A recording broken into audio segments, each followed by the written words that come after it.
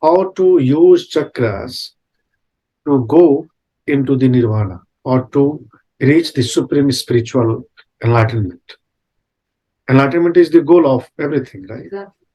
Enlightenment or liberation is the goal. Liberation is goal. But you cannot reach there without using this. So chakras are centers, sources of energy. These are the sources of energy.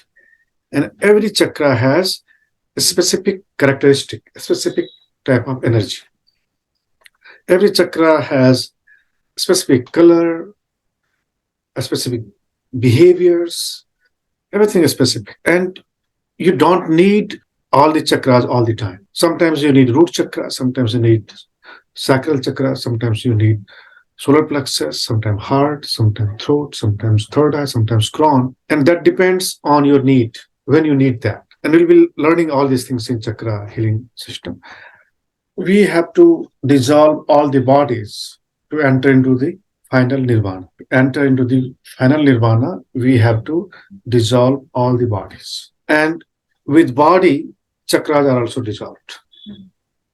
Of course, because they are located in the body. So when body is dissolved, chakras are also dissolved. But when you enter into final nirvana, then only that happens. But when you die, then your chakras are still there in you because you leave physical body, but you still exist with subtle body. Since they are in subtle bodies, so they will still be with you.